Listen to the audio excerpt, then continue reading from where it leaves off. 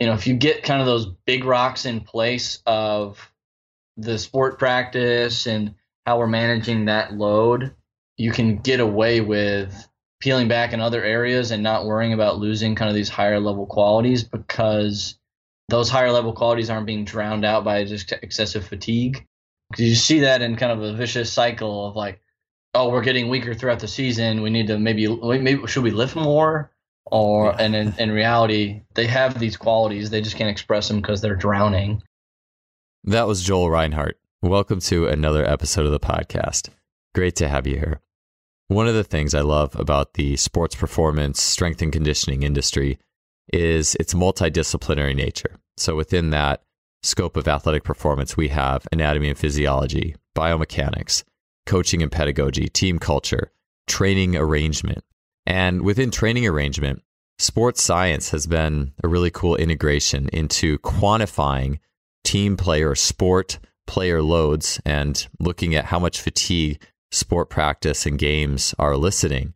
And then that can be used to design training weeks, to design what you would call microcycles of team sport training. So oftentimes strength coaches will have a team sport, a sport coach that doesn't have a weekly plan in terms of training load, and then get players that are very fatigued. They're entering the weight room already fatigued, and there's a lot of excess volume in so many ways than there should be. And when you can get sports science and strength and conditioning and sport coaching on the same page, speaking the same language, you work smarter, you do the work, you do better, and players are going to maintain important qualities more easily. So with that said, I'm really excited to have our guest on the show, Joel Reinhardt. Joel is a strength and conditioning coach and applied sports scientist at Stanford Football. He was actually recently on the podcast when he was at UMass, and he appeared alongside Andrew Cormier. And so Joel is right now at Stanford doing strength and conditioning, but also working with the sport coaching staff to manage workloads, to help design what the loading pattern looks like for the training week, not differently than you would look at how you're managing workloads through a strength and conditioning weekly workload, a track and field workload, a swimming workload. And that's exciting. When we have these conversations, it helps us to, even if you're not working with the sports staff and doing this directly, hearing how periodization and these microcycles are being carried out with a D1 football team, it gives us a different perspective and lens into whatever training program we're writing. It's also really exciting to see the level of communication and that direction sport is headed. So really excited to have Joel on the show today. For this episode, he'll be talking about his role in helping build out those workloads of the football players at Stanford. He'll be talking about what a specific training week looks like, and then how strength training plugs into that training week. So how that really runs in a complementary manner. He'll also be talking about some of the primary pitfalls or pain points, as he calls them, that can happen if loading isn't done well. And typically that is when too much loading is done for too long. So he'll be getting into that. And it's really exciting, again, to have these conversations, to see how this works in a integrated setting.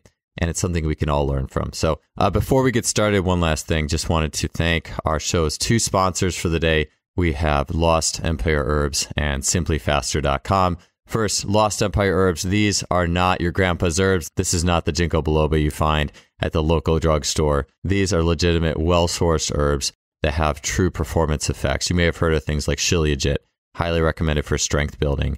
And if you go into that rabbit hole, you're going to find a wealth of really helpful supplementation knowledge that can help you reach your performance goals. I've been personally using Lost Empire Herbs for the last 4 years. It's been something that is helpful to me, important to me.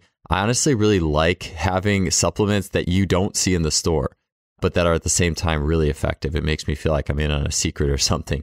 I also just love the nature vibe of all of it. If you want to check out the supplements I enjoy from Lost Empire Herbs for strength, energy, endurance, and overall well-being, you can head to lostempireherbs.com/justfly and you'll get 15% off your order. Or you can use the code JUSTFLY and grab 15% off. So be sure to take advantage of that with Lost Empire Herbs. Second sponsor, SimplyFaster.com. They have been with us since the beginning. Amazing sponsors, amazing company. I recommend the Freelap timing system all the time. I have many pieces from their store that I use on a regular basis. K-Box, Freelap timing system, blood flow restriction bands, velocity-based training. If you want to get into some of their technology, their store, they really do offer and curate the best of in so many elements of sports technology, data measuring, monitoring, and basic training tools as well. So be sure to check them out, their store, their online blog. We really appreciate both of our sponsors for today's show. So that being said, I give you an uninterrupted podcast with Joel Reinhardt. Joel, it's good to have you back on the show. Could you start off by telling us a little bit about you moved across the country, have a new job now. Tell me a little bit about what you're up to. Yeah, so I got to Stanford in April from UMass. My role here, my title is Assistant Sports Performance Coach / Applied Sports Science Coordinator with the football team. Day to day, that just looks like, I'm one of the 5 strength coaches for football. So training the guys every day during the off season. Specifically during off-season training, I handle all the weight room training for the kickers and quarterbacks, kind of the oddballs of the football world.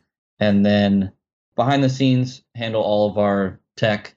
So we've got catapult, force plate, Nordboard, VBT, kind of handling the day-to-day of that, but then also the front-end planning of what are we trying to track with that, and some of the conversations with the stakeholders that go into the front end planning of that. So yeah, it's been really enjoyable. Love the area, and this is the first time my wife and I have lived together in the same address for the last 4 years. So that's been a nice personal change as well. So. Yeah, because you were saying she's a strength coach as well, so it's kind of coordinating that all sometimes at the same time, same place. Yes. Can be not the easiest task in the world. Yeah, so that's been great. It's been solid, and we're joking that we, it's 75 and sunny every day, and there was one day where it was a little bit cloudy, and we were complaining, but calling back to my family in Minnesota and whatever, they were just like, "Shut up!" Like it's beautiful out here. We love the area, and everything's been pretty solid, and now we're in kind of the meat of it with getting into fall camp and then the season. So it's been well. Yeah, I just left the Bay Area 2 years ago, and then you're right back into it. So I'm just thinking about that. Yeah, beautiful, 70 degrees every day. It was a little bit warmer in South Bay, but I remember when I got to Ohio in the middle of moved back to Ohio middle of July. I'm like, it is so hot here. I don't know if I'm ever going to get used to this. And honestly, within a summer, I was like, I'm all right. I didn't even notice it was that hot some days. When I'd walk out, it was 90 or whatever. So, going sledding and kids making jumps in the yard, stuff like that. I mean, anywhere you go, I think it's all good. But man, I tell you, walking out, I remember one month it was the Super Bowl, and I think my wife and I just went to the beach, and it was nice. Like we called, our family in Ohio, and we're like, hey, they're watching Super Bowl. We're like, hey, we're at the beach. Like, so it's like probably snow on the ground over there. It's just funny. So yeah, it's been great. All right. So let's get into some of the meat and the potatoes of the coaching questions. And, something that's interesting is that, before we even started or pushed record, I was just interested with how many systems are doing what you guys are doing. And maybe we can get into that a little bit more as well. But I'm so intrigued by how you and the head coach are constructing these training weeks in terms of workloads and what the week should look like. It's almost like sometimes this stuff is like a pipe dream for, I think, many, because I remember have Cameron Joss and Fergus Connolly on talking about, well, here's what a weekly workload should look like. But I feel like the average situation with the university is the strength coaches are kind of at the mercy of whatever the coach decided to plan for the week. And then they just have to deal with those volumes. But from the sounds of what you're saying, you have a lot more input into that. And so tell me a little bit about the collaboration of your job, your role with the football staff, and how you guys are planning out not just the weight room weekly workloads, but the actual workloads for the sport practice. Yeah. So that was one of the first things that I wanted to get ahead of when I arrived, and one of the first projects I started working on kind of in the background, separate from our day-to-day of training the guys in April when I arrived, was getting a handle on what did the previous season look like from, a weekly workload standpoint, and fall camp, starting with fall camp and looking at that month, because so many places do it so differently, and then just matching that up with the practice scripts just to get a sense of, okay, what is quote unquote normal around here? What does coach want? What does he kind of expect from a daily structure standpoint? Because he's been here for, I want to say this is season 12 for him at Stanford. So that was the first kind of thing. was just organizing that into kind of one place where I could all see it together, and then matching that up with the catapult data to find pain points, and then also matching that up with injuries to figure out, like, all right, we saw a spike here. Is that because of what the daily structure was like, or was that because of what the previous 5 to 7 days all looked like cumulatively, and kind of matching all those up together to basically look at what did coach want to get done, where do we think there were some spikes, not necessarily in both in load and injury, and things that we think just from some front end planning we could mitigate pretty easily without messing with the overall workloads of the month too much. So that was kind of first project. And then once I had a good handle on that and what that looked like, it was then the next step was, okay, well, if I'm going to insert myself into this conversation, like, I want to be as detailed as possible. I had a phone conversation with somebody last night asking about some catapult things. And that's one of the things I said is, like, don't try to insert yourself. Like, I should say, if you're going to go into a conversation asking to have input on the practice structure, you should have your plan fully ready in the event that the coach says, okay, great, plan the whole thing. Like, do you have your homework done to have that full thing ready, as opposed to just like, oh, I think we should do a little bit more here and a little more there. Like, no, like, down to specifically, like, different, understanding the sport enough to understand different scenarios that are going to want to get done, and, all the different things that go into planning a practice. It's like, if you're going to try to have some input, like, have the full thing done, or at least, have a grasp on it so you can have the conversation in an intelligent way with all the stakeholders. So that was kind of the next step was, all right, we know what they wanted to do, or what they did last year, not what they wanted to do, what actually was executed last year. And then I just went through and kind of mapped out, based on where there were spikes in load, then subsequently spikes in injury, whether those were, soft tissue or traumatic. And then also, I think this is an important step in year one, too, when I was kind of building trust with coach. I wanted to be very intentional about not coming in and being the person who was just saying we need to do less. And so in mapping out the new plan, we kept the number, the total length of practice, and the number of team reps, and the number of each types of practice, whether it was helmets or full pads or shells. We kept each of those identical to last year for the whole month, and just rearranged some things within that to pull some time off of this practice and put it onto this other practice. And rearrange, instead of going 4 days in a row at one point during camp, we bumped that day to later. And, in like almost 10 days later, we bumped that day where there was an off day. We took away an off day in another week, but, so it was just kind of rearranging so that things were flowing a little better based on, kind of what we wanted to hit. But it allowed us to go into that meeting and say, hey, we didn't take anything away from you in terms of number of, total time on field, and number of competitive reps, team 7-on-7, team run that you're getting leading up to the first game. So I think that was a great way to start the conversation. And then, almost, let it be known very early on that I think my role as sports science coordinator is utilizing the data and to help guide our planning on the front end to play as much football as we possibly can while still, being healthy for Saturday. And, that is, and making that clear to everybody upstairs in our building. I'm not the takeaway guy.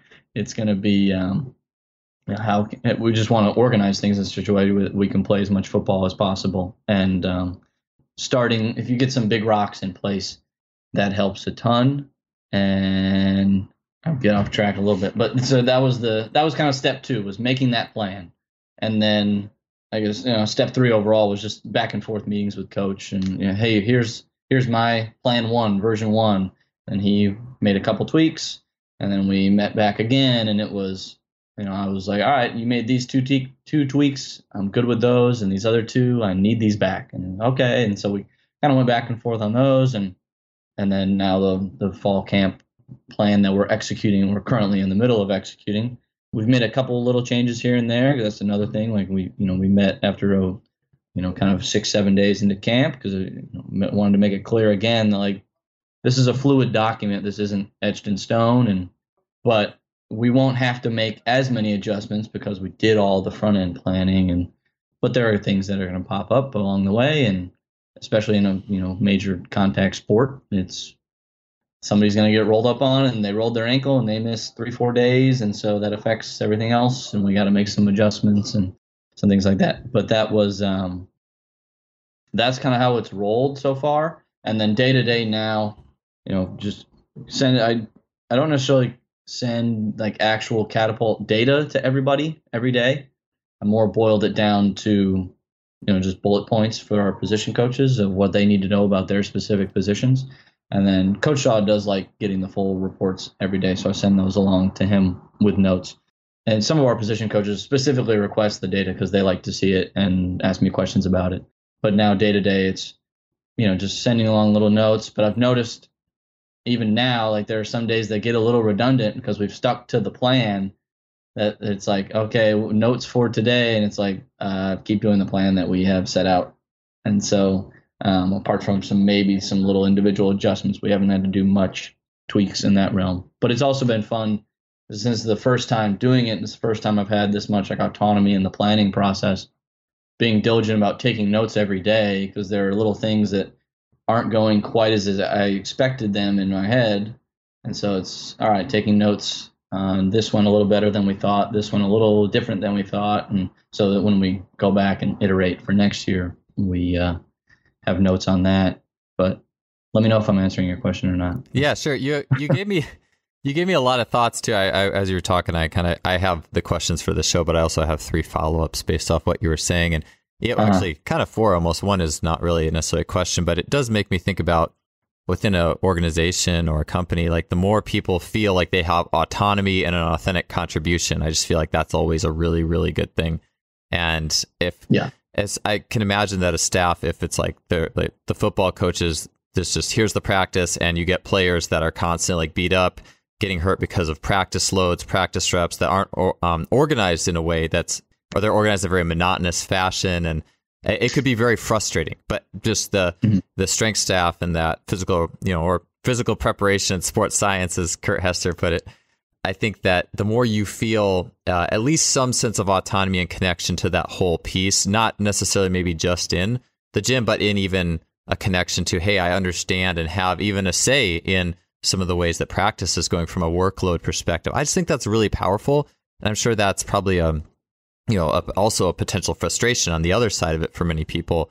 I did want to get to the first thing of the 3 I have as a follow-up was, one, you had mentioned being able to like draw out the practice, like the football practice, like if asked. I would like actually a bit more clarity on that, because you said part of your preparatory process was, and again, not just saying less, but like saying, okay, if I was doing football practice, it would be like this much load here, this much load here, this much load here. I just wanted a little more detail on that, because for me, coming from a track background, it was interesting for me going from actually coaching track, doing it all the jumps, all the sprints, then going in the weight room, like doing it everything. And then when I first arrived at Cal, being the strength coach for track and just doing a little piece of it, I always wanted to have an intuitive sense of what the athletes did on the track. Either the coaches gave me the practice plan, some of the coaches didn't, and I would ask the athletes, I'm like, hey, which isn't, that's not the great communication style for sure, but for some groups, that's what it ended up being. And it's like, I couldn't imagine getting athletes and not knowing what they had, and not just knowing it, but kind of intuitively feeling it, if that makes sense. Where it's like I've written this out before. Like I've written out those sprints and jumps before. I know what you're going to feel like when you come in the gym. And I think for at least the ability, what I'm getting at is I feel like the ability to be able to write out a football practice plan and be like, I know I have not just know this on paper, but I kind of know what you guys are going to feel like coming off of this. You know what I'm saying? Anyways, long story short, I'd just like you to expand a little bit about being able to have more intuition and being able to like, going into what you meant by like writing out that football practice plan on your end, how that is important, or the details of that more. So, I don't want to overstate the level at which the details I'm getting into like right now, because Coach Shaw's smart enough and in tune enough with kind of some of the conversations that we're having that, it's kind of recommending, and then he's going in and diving through it. But I mean, in terms of like getting a hold on, like I know every day we're going to have 30 minutes of special teams, and that's pretty much consistent. Now, what goes on during that time is different day to day. But I know we're going to have 30 minutes of special teams, and I could see that based on last year's practice scripts. So if I was going to come with a recommendation of like, oh, this day's only got 15 minutes of special teams, that was a non-starter. So it's like getting a sense of what that coach wants, but then in really getting kind of recognizing what periods end up being most intensive for different positions and from, different physical characteristics that we're looking at, and seeing that, not just like, all right, hey, this should be 2 hours, but even getting into like, hey, if we, the organization of within the day of, hey, let's, we're going to do our general warm up with the guys. Then they go into a little bit of special teams that's not very physically intensive. And then they do a little bit of indie. Where do we want these extremely intensive team periods to fall within the practice structure daily? We've had some of those conversations. We do a halftime at every practice. We're just 5 minutes where the guys sit on the ground. Our nutritionist is getting them whatever they want, and they're hydrating. And so we know we kind of have a halftime as in our practices. So it's like, hey, do we want to fit the bulk of our team periods prior to that halftime, or do we want how do we want to structure it post halftime? Like coach has been asking me about that a little bit.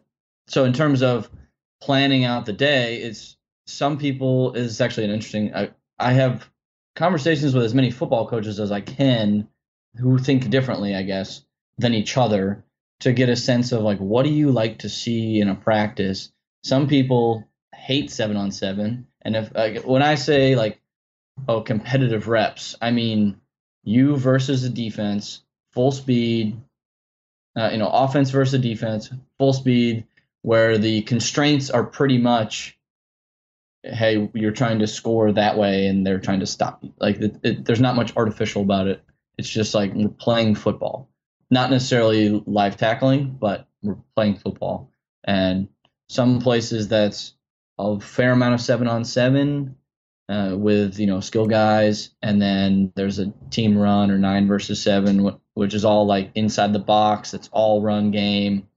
And then usually while that's happening, the wide receivers are doing one-on-ones with the DBs. And then while the 7-on-7 is happening, the O-line, D-line are doing one-on-ones, kind of banging heads in the trenches. And then there's team periods where it's just like 11v11, what you would typically think of. We're just playing football. So getting a sense of what each coach wants, because there are some coaches who despise 7-on-7 and they want, if we said, hey, we've kind of allotted for like 50 competitive reps today, that might be 50 team reps. And we go, okay, cool. Like, or some people might go 15 7-on reps, 15 inside reps, and then 20 team reps, or whatever they prioritize in terms of wanting to get across their technical tactical schemes to the coach, to the athletes. But I guess when I was saying like being ready to fully plan out the practice, I don't mean the specifics in terms of scripting out like I figured more like generalities of it. What are we doing on 3rd and 7? This many reps, this type of constraint. The level of I mean, like, how many competitive reps are you comfortable having within a day or within the week, or kind of mapping that out. So being comfortable saying, hey, I think 60 team reps fits on this day or whatever. Being comfortable giving that sort of recommendation based on like homework you've done, and then structure within the day, where should things fall based on how intensive, a little bit of a ramp up into your big intensive period, or do we want to have some, is it appropriate where we want to have 2 minutes at the end of practice because we want these guys to get more, we want this to be a little more metabolic, I guess, like different days like that, different emphases. But then also we're diving into this a little bit now, and I've had some conversations with the coordinators and Coach Shaw, and it's not, it's year one, and I got here post spring ball, so we didn't get to even like try any of these out during spring ball. So it's a process, and we're kind of going along as we go, but seeing which scenarios put guys in certain physical buckets and outputs. If we're doing red zone work and we're at the 10-yard line and the back of the end zone is 20 yards away, I know our wide receivers aren't hitting 40-yard posts. So we're just in shorter areas. So that's going to naturally lend us to certain physical outputs. But then also seeing how that varies with the linemen, because they're just a completely different beast. So starting to get to the point, we're implementing it a little bit. I don't want to overstate how much we're doing it currently, but getting into playing around with some of the scenarios. And okay, we know if we're doing all like 3rd and 9+, that's going to be lots of downfield passing. Yeah. That would fit on a certain type of, we would want that to fit here. Or like one-on-ones with wide receivers and DBs, everybody gets excited, and it ends up being a lot of just like, all right, hey coach, let me see if I can hit this guy in a post, and they just end up hauling ass for 40 yards or whatever. Which is, it's not necessarily a bad thing. Like, and so, but you can say, oh, that would fit well in this day, or this cycle within the week, or so just recognizing what common scenarios are going to translate to the physical outputs that you're wanting to track, and then starting to influence a little bit on where those fall within a day, within a week, within a month. So, got it. Actually, I'd be curious what that looks like for, like, let's just say a 4-day like microcycle. So like day 1, 2, 3, 4, maybe a deload. Like, what does that look like? Because I know when Graham Morris was on, he was talking about, think more along the lines of like what everyone else in the world calls football or soccer, where it's like really small-sided games, trains more of these muscle groups. More open field work, you're doing longer running reps, more of these muscle groups. Like, from a very rudimentary perspective, you could say, well, it's just short and it's long. I would be curious, it might be helpful to get into, like an example. So day 1, types of reps, types of things. And like you said, too, you have coaches that like all different things. You have coaches that like more maybe 1-on-1s. They don't like 7-on-7s. They like 7-on-7s, right? And you're trying to give them what they want, but then help them categorize it. Anyways, just I'm curious how that falls in, like, let's just say a 3-day cycle and then a deload day, or however you would look to arrange that via intensities and reps. Yeah. So we went through camp in 3-day cycles, and it ends up fitting well with our game weeks as well, where that day 1 coming back from an off day is the lowest number of competitive reps for a cycle. We don't know what they were doing on the off day. In season, it's a Sunday where they're completely off after we play on Saturday. We'll have treatment available, and we have like the rooms open just for guys to, flush out or whatever if they want to, but nothing mandatory on that day. So Monday, we're looking at a game week schedule, it's a Monday, and we're able to match up like our Monday, Tuesday, Wednesday in season pretty close with like it just flowed well with thinking about it during fall camp of like, all right, day 1, 2, 3. And then in season, our Thursday is just a true walkthrough. Nothing physical. They have meetings, walkthrough, done. And so that ended up being kind of our off day in camp. We had a couple of them were true off where they had nothing. And then a couple of them were walkthrough and meetings. And so we're looking at the day 1 coming off that, it was our lowest number of competitive reps. And because of the new NCAA rules, we have to have a certain number of helmet days throughout practice or throughout the camp. So we ended up just using those to insert some of those helmet days that we have to have because, okay, our linemen aren't in shoulder pads.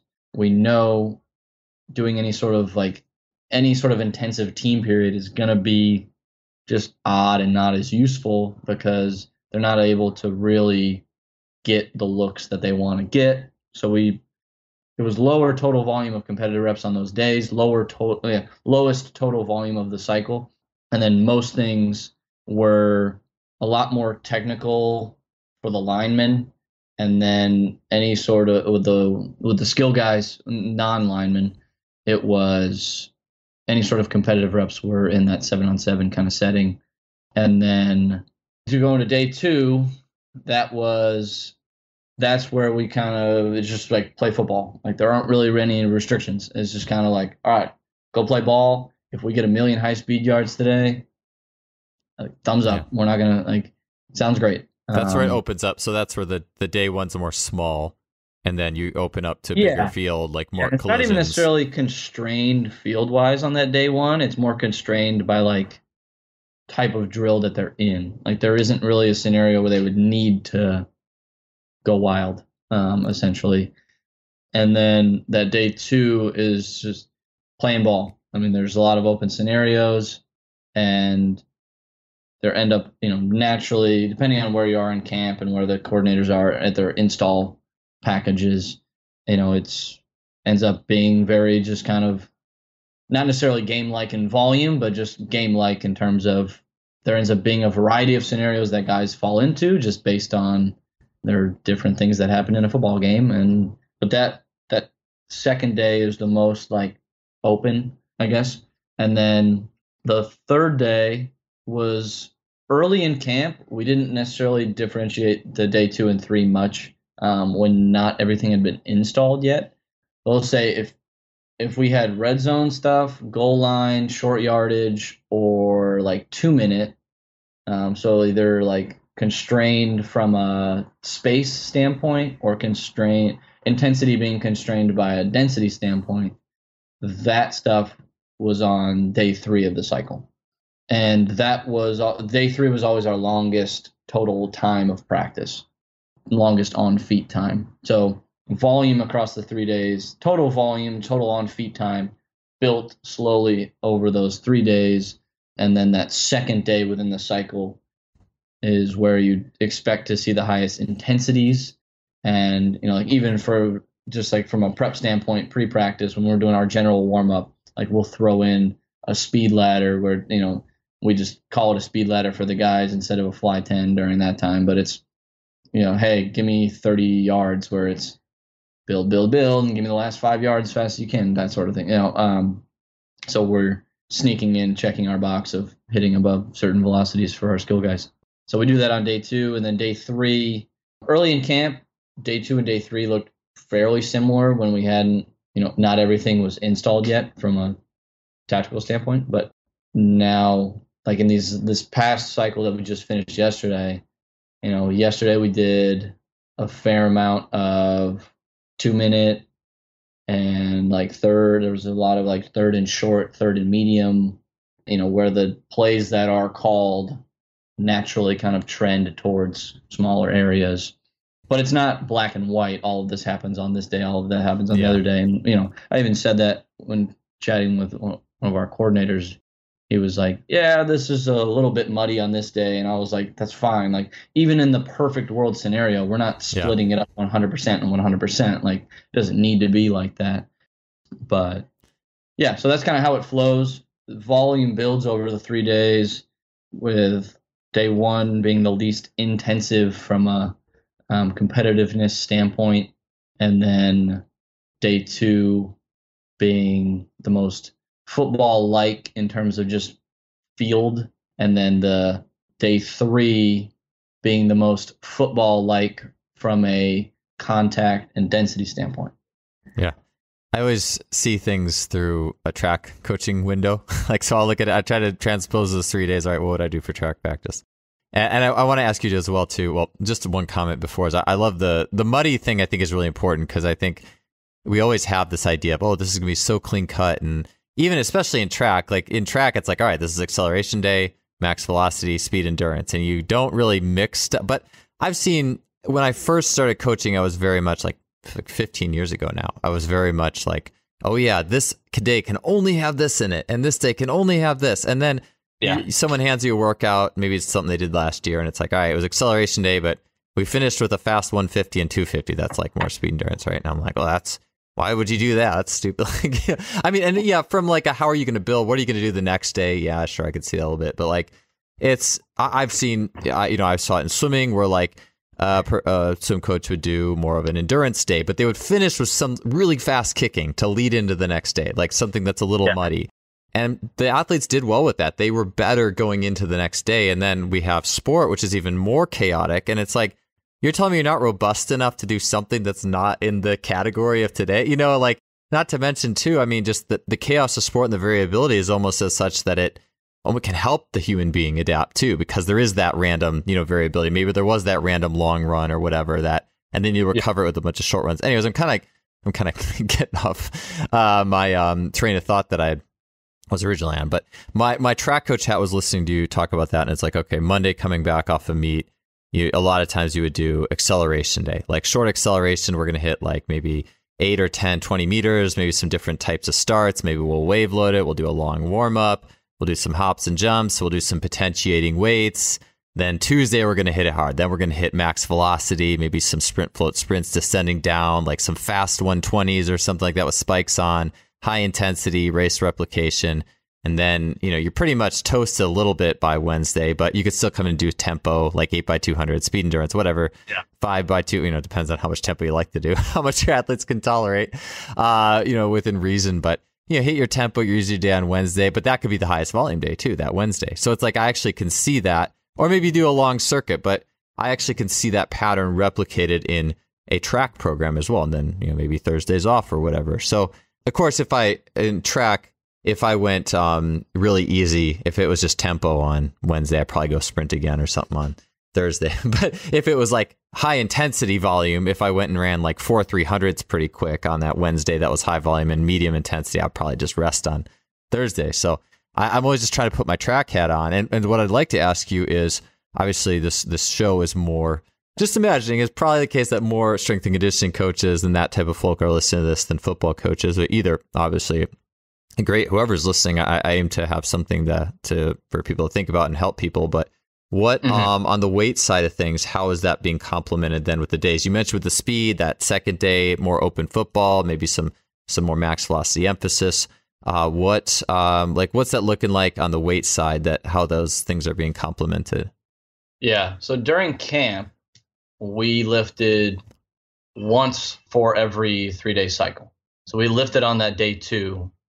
On that kind of highest intensity type day, we lifted there, and in camp it was very peeled back in terms of volume, intensity. Like, it was just kind of like, all right, we're checking a few boxes of getting in these movements that we want to stay consistent with, and then go away, go sleep. But in season, we lift Monday, Wednesday, Friday. So we that Friday is just kind of a true kind of potentiation, throwing some med balls, some barbell squat jumps, depending on the position. We have it different for our line skill and kind of big skill guys. Monday and Wednesday are similar kind of overall. This is actually, we had this conversation last week because scheduling wise, we are limited in that we have to lift pre-practice. So we lift in the morning, we practice in the afternoon, just because, like they have Stanford class schedules and whatnot. So we have to practice at a certain time. And so we squat in season. We're going to do that on Mondays. Is that, if we were talking about, if we were able to lift post practice, we'd probably put that on Wednesdays. But even, we're squatting on Mondays, but it's not crazy intensive. It's more just kind of, it's in very reasonable and, intensity ranges. So it's not ruining their recovery from Saturday or as we go into a Monday. It's not wild. If we had, kind of the perfect ideal no class schedule type of schedule, that would probably squat them post Wednesday practice, but it is what it is. So, given the constraints we have, we bumped that. So both our Monday and Monday's a little bit more just kind of getting your feet back under you from the weekend. Like, even with the squatting, it's not crazy intensive. And then the Wednesday is a little bit more intensive overall. And then the Friday lift is just like they actually do that immediately pre-practice. They come into the weight room, do a full warm up. They do that kind of potentiating lift. Then they go out, we do our Fast Friday practice, and then cut it off. That's about 60 minutes and on the field, and then cut it off and go play on Saturday. So that's how we kind of match it up. And then, but right now during camp, it was just there's just so much overall volume being stacked up that we didn't feel the need to push anymore. We, checked a couple major boxes, and then it was just getting out of town. So, but that's how it looks in season. Gotcha. So, I found it interesting with the camp, so you're really only lifting like twice a week then for camp, and it's just on the high intensity days of practice. Yeah. Gotcha. Is that partly too just people reacclimating to like the volume like that, getting back into, I've heard that most injuries happen in the first few weeks of camp, that transitioning back in. Is that part of the reason then, or is there a different reason with that? Yeah. And we were able to like fit in some other just like little things every day that we want to hit. It's like we have our pre-practice process. They have a series of exercises that they do with us prior to starting then kind of our general on-field warm-up. So we're able to check some just kind of general boxes. Yeah. So in terms of, yes, we enter the weight room, the guys have their cards, we kind of explain what they're doing, they go lift on the racks and then they come back. That was twice a week during camp. But in terms of like, if you looked at it on paper and said, oh, how many times do they work with the sports performance staff in terms of having exercises prescribed from sports performance, it was every day, just in, very small doses. And like, our post practice, we do like a post practice stretch at the end of every practice. And sometimes it's literally just like, all right, kind of bringing yourself down from practice, getting, take some deep breaths, get some long stretches. Like on the end of that third day in our cycles, we would hit Nordics with the guys at the end of practice. So it's like, sprinkling in a little bit of something. So yeah, true weight room wise, only twice. And you're right. It's because there's just so much other volume going on. And if you get kind of those big rocks in place of the sport practice and how we're managing that load, you can get away with peeling back in other areas and not worrying about losing kind of these higher level qualities, because those higher level qualities aren't being drowned out by just excessive fatigue. Because you see that in kind of a vicious cycle of like, oh, we're getting weaker throughout the season. We need to maybe should we lift more? And in reality, they have these qualities. They just can't express them because they're drowning. So then, okay, it'd be better if we just peeled back a little bit in this other area, and then, then their VBT on the squat would show that they're looking great, or, whatever it may be. So it's, we didn't worry about, in this 20-day period, are our linemen's max squat's going to go down. They're pushing 300-pound guys for multiple hours a day. Like they might lose that very specific skill of doing this one movement that we don't do very regularly. If anything, you're just kind of losing the skill of doing it. You're not losing the strength just because of what they're doing on the field. I had this conversation with one of wide receivers the other day. He's like a super great worker. He's always looking for like extra to do, and he loves doing like different plyometric variations. Then he started to have something, just a little soft tissue thing start to bug him. Nothing major, didn't even miss a practice for it. But it was like the conversation wasn't, hey, should you get more treatment? Should you be doing this other thing? It was, hey, those extra jumps you like to do at the end of lift? Stop doing them. Yeah, he was like, yeah, for sure, I already stopped. Like, so sometimes it's just peeling away excessive fatigue so that those, whether it's max strength or max speed or elasticity can kind of shine through. So yeah, we didn't worry about it much in terms of losing those qualities. That makes me think about, it's like it's a way of reducing the noise. And the answer is not, just like society can end up in many ways. It's like more, more schoolwork, more extracurricular, travel teams and like youth sports, right? Like it's an epidemic of more. And it's almost like, it's kind of like a reverse. We think a training load is the bucket, the bucket tape. But in some ways too, if it's the reverse example of the bucket and you have a hole in the bottom of the bucket, you could either just keep trying to pour water in the top, which is kind of futile, just adding extra, or you could just plug the hole at the bottom and solve your problem that way. It's like the simpler solution is really the superior one. And like from my track and field days, this was so like familiar and important to me is when track practice was going really well. And in my college track, we lifted twice a week. Like one day a week was Olympic lifts and one day a week was like a squat day type thing.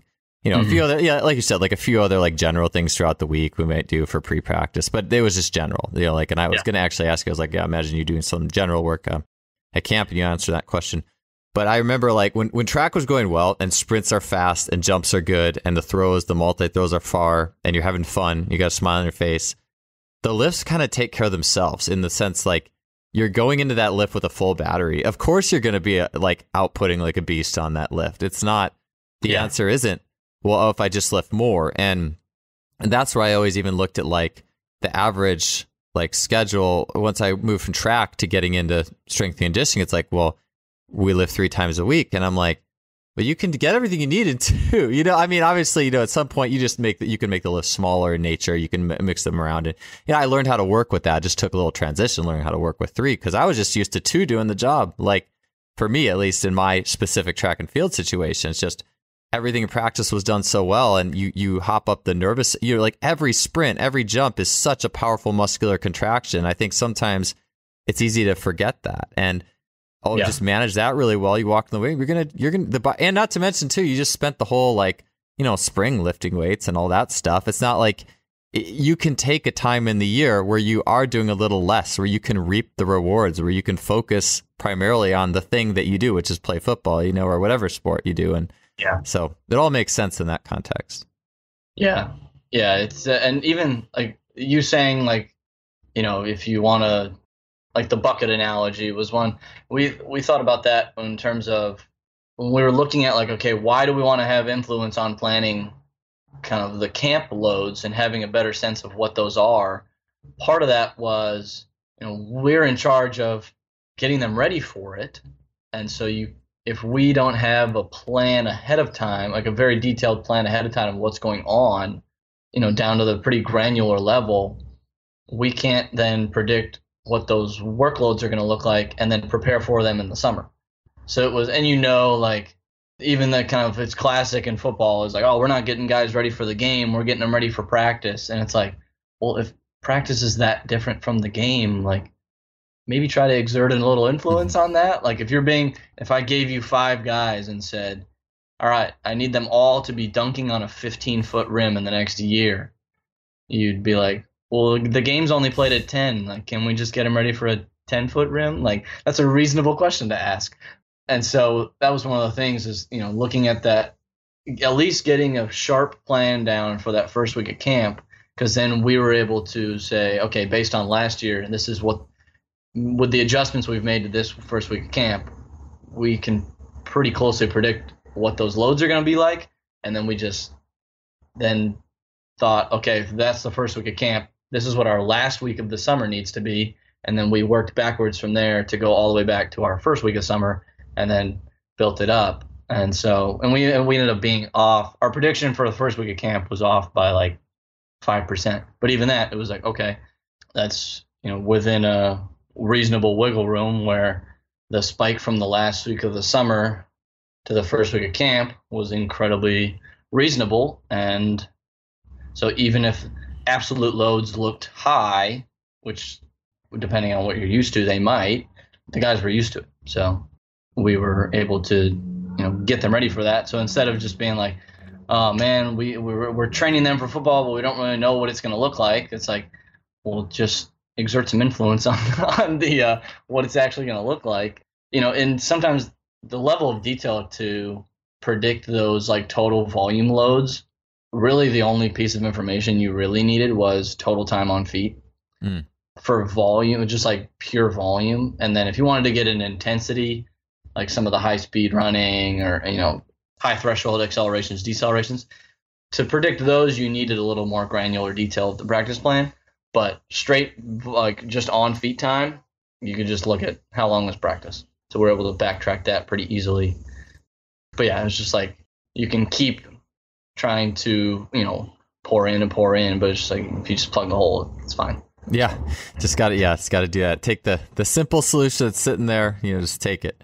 You mentioned, Joel, pain points. I wanted to get into that. So you had mentioned like, and the more I hear you, listen to you talk, I do think about, it is interesting, like people will, even though this is sports science and data, and we think of data as like this linear, it's just like taking math class, but there's still a lot of complex factors. Like why exactly did someone get hurt? Is it just something that showed up on, you know, the workloads that where you were saying like, what's the what's the nature of the practice plan? Like, like there's more than just one thing still. It's still not a completely linear art. There's still complex factors at play. There's still an art to it. Absolutely. And so, but even with that in mind, I'm curious what your, like the pain points were. Like, what are some practices or what are some things that you want to generally eliminate from the way the weekly load is carried out that you feel like could contribute possibly to people being more dinged up? Tell me a little bit more about what the pain points you mentioned, and then what good practices or what practices to avoid and how a week is laid out from that perspective. Yeah. I mean, so the number one thing we noticed was that, especially during camp, going for no matter what the volume was, I shouldn't say no matter what the volume was.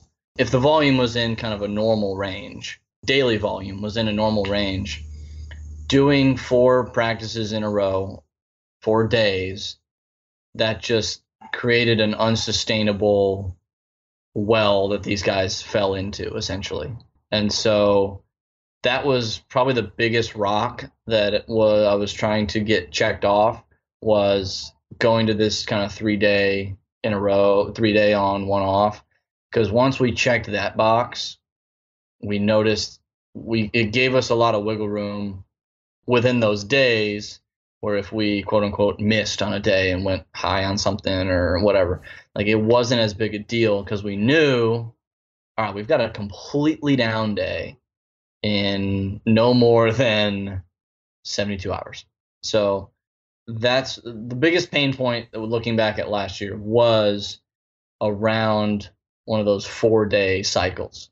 And the injuries didn't necessarily happen in that cycle. They were 5 to 7 days later. And so it's like, all right, by doing that, it put them in this hole, and this is a generalization, put a lot of guys in a hole that they weren't able to then get back out of, because you had 1 day down and then you're right back into like a 3-day in a row or whatever it was. And so, and it's also kind of a cascade of factors, because you look at football and you say, oh, you have 100 guys. Like right now we have 108 or 109 on the roster. And so, like if you lose a couple guys, 3 guys, whatever, get rolled up on, roll an ankle, you have an AC sprain, whatever. Oh, that's only a few guys. But it's actually more important to look at it from a position standpoint, because some of those positions only have a handful of guys. So it ends up being a cascading effect of, you put these guys in a hole that they can't get out of, have a couple little things pop up, and then all of a sudden the workload for the guys remaining goes up, and then the reaction to that can be like, okay, we're going to peel way back, but then maybe actually peel back too much. And so the way that we kind of identified this was, looking at the practice structure just on paper, but then also we just pulled up acute to chronic graphs for total player load, acceleration load, and contact load, which those last two are, player load's pretty well known, I think, but those last two are, they might be catapult only might have those, I'm not sure. But the acceleration load is the instantaneous velocity in 10 hertz. So it's every 10th of a second, your absolute value of your instantaneous velocity added up over the entire period or session. So like our receivers, just, like a player load for a 2-hour practice yesterday, our receivers were around between 450 and 500. Their acceleration load was between 1500 and 2000. So it's an order of magnitude higher. But we looked at those, and then we had contact load in there too, which is Chris Morris at Kentucky developed that for Catapult. I think it's Chris. I don't know. Last name's Morris. Sorry if I messed that up. But he's the head of sports science at Kentucky, and he developed that for Catapult. And so it gives a good sense of contact for the linemen. So we look at that as well. And we just looked at, the acute to chronic graphs for the entire month of camp, and saw all right, major spike here. Where did that come from? What did the couple days, what did the month before look like? What did the couple days before look like? And just identifying, that helped us kind of identify those pain points, and then worked back from there, looked at okay, this is right where that 4-day cycle kind of fell. And then, okay, a few days later, I was able to see it 7 to 10 days later, acute to chronic plummeted, And it was like, oh, that was there kind of a reactionary peel back there? And it was like, yeah, pretty much. And so we wanted to mitigate that. So instead of having a huge spike early and then coming way down to get fresh for game week, it was like we don't actually have to come that far down if we just ramp up a little slower going into it. So, yeah. But I mean, it gets back to kind of what we're talking about, of just like checking some of those big rocks, and like whether it's in training or overall structuring of things is, we found, once we checked that box of like just the 3-day cycles, knowing that we're not going to have practice 4 days in a row, it gave us a little more wiggle room within the individual days. And then we also, it's around the nature of the sport. Like we know our practice week, we go Monday, Tuesday, Wednesday, Thursday down, fast Friday, go play on Saturday. So our guys are never being asked to practice more than 3 days in a row when, even during the true competitive season. And then the nature of football, you only play once per week. So overloading the system from a football standpoint, okay, maybe you build up in camp to a practice that's 110, 115, 120% of a game, and that might be appropriate. But it's not like a basketball or a hockey where I need to be able to do 100% of a game and then 2 days later do 100% of a game. And, the frequency is, it's just so different than, a tennis or a soccer or all these others that have multi-game weeks. So in terms of, you could look at, we only practice 3 days a week in season, but we want to overload that at some point by having them ready for 4. But it's like that doesn't necessarily fit the nature of the game. So the overload could come from having a single day that's higher if we're smart about what we're doing after that and leading up to it. And that's where, like, once you check that box of, all right, we know the rest day is coming soon, at a very, kind of cyclical pattern, then even if you, get excited in a practice and go over a little bit, it's not the end of the world because you know what's coming. So, yeah, I think it is just massive to have those, because you, like, just days you can drain the battery more. And it also takes away from the monotony of the training week. It's like, hey, I know this day is coming up. So, hey, I could do it. It almost like allows a little bit more mental variety as well. Like I can work extra hard today. I can lay it out today. Like, versus, and you got that day, and versus, it's only the day after the game or something like that. Or if it's like every day turns into Groundhog Day. I think that could be I'm sure that's a big problem if you just don't have that day, and then it's almost more licensed for mental monotony to take place. I mean, even in track training, I love like Dan Paff talks about the 3-day rollover. I think there's something powerful in just threes, and it's just this nice symbiosis that we can really get. And the more you get tuned into those 3 days too, the more like intuition you develop with, we can do this day, we can do this day, we can do this day. This is what's normal. You take that deal a day out, and I feel like everything just kind of, it's almost like you have this nice little system, and it just all gets flat. It's like this, I almost have this vision, just like you're dumping the bucket of water out on the ground, and just all that water goes flat, and you lose integrity, structural integrity of the week by missing those planned deloads. Yeah, 100%. And we've even seen, it's funny, I've had some support staff members even mention like their own sanity and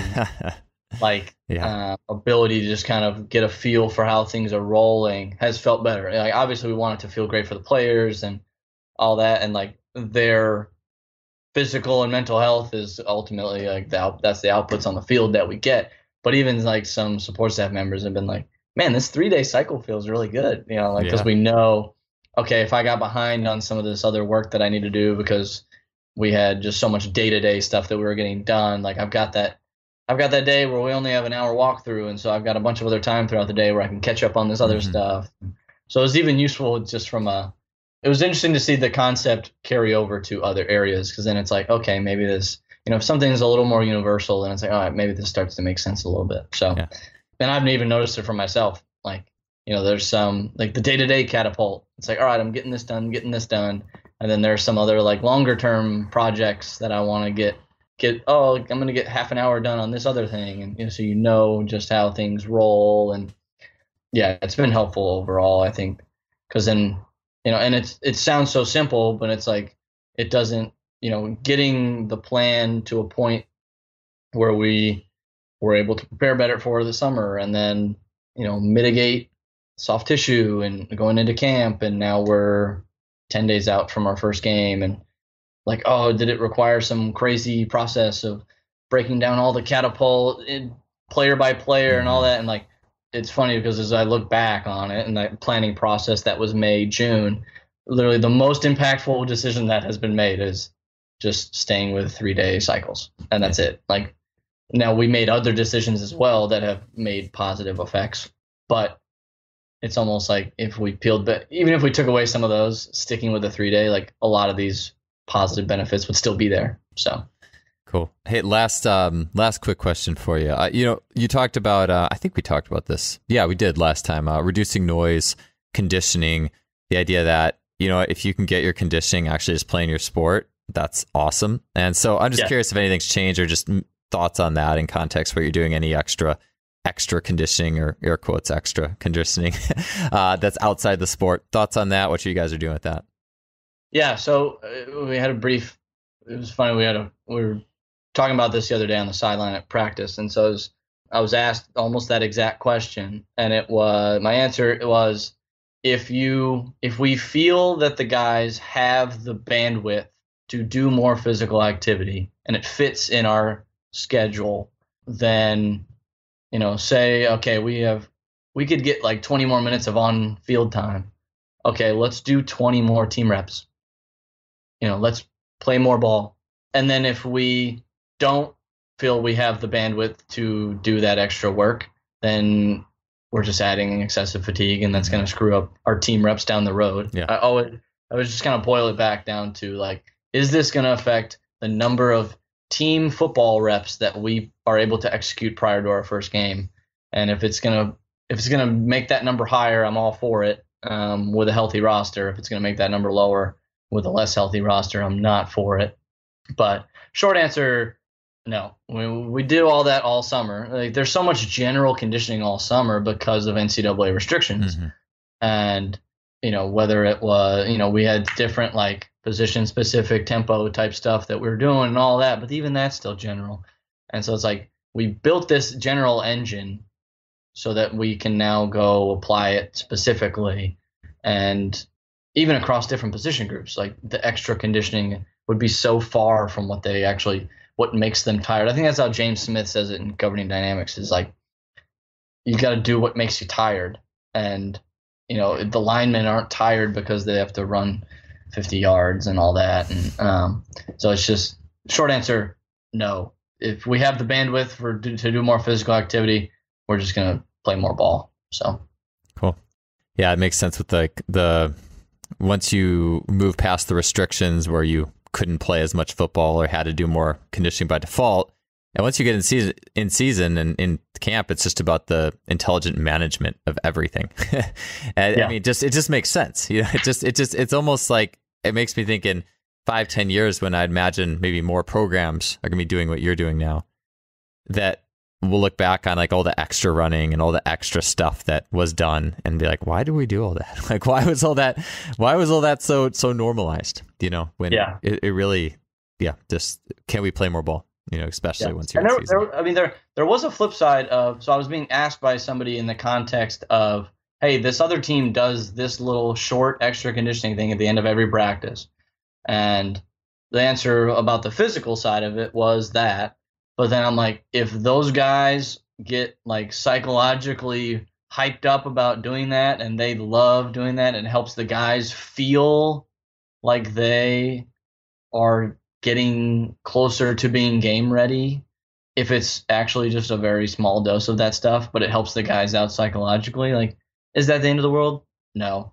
But I think you can always kind of frame stuff. If the guys are like, oh, we need that to be in better shape, it's like, how about we just do like 2-minute drill, and you're having to, like, the density is going to be very high, and we could even, instead of doing 6-play drives, we could do a 12-play drive that we artificially make longer, and the density is very high. And so I think even if your guys need that psychologically to feel ready, I think you're just underestimating your own explanatory skills. To get across to them. Yeah, I could definitely see that. I think that, a short, quick finisher that the coach makes special and the guys could attack with the same emotional intensity of the game, then yes, I would say that's useful. But I'd imagine a lot of conditioning is not done with the same emotional and psychological intensity of the game, and is excessive and is therefore dwindling in specificity the longer it is, drawn out. So, but yeah, I'm glad you mentioned that with the little like potential finisher, because I do like the little switch of a finisher, as long as there's emotion and intensity and like a buy-in behind it that's relevant. Yeah, for sure. So, all right. Well, cool, Joel. Well, hey, thank you so much for being on. This is one of the shows where I got through all the questions. I'm stoked about that. So, very cool. And yeah, thank you so much. I'm looking forward to keeping up with you. And it's really interesting to hear about what you're doing the sports science end. I know these shows aren't what I probably like as much as I get into a lot of the other topics. So it's really good to touch base on how this hits the training field. And thanks for your time, man. Yeah, absolutely. I appreciate it. I'll be excited to, hopefully as we iterate over time and our planning gets better and all that, I'll be excited to almost listen back to this and hopefully be disappointed in my process because we've iterated and become better at it down the road. But yeah, I appreciate it. I always love conversations with you. So thank you. All right. Thanks, Joel.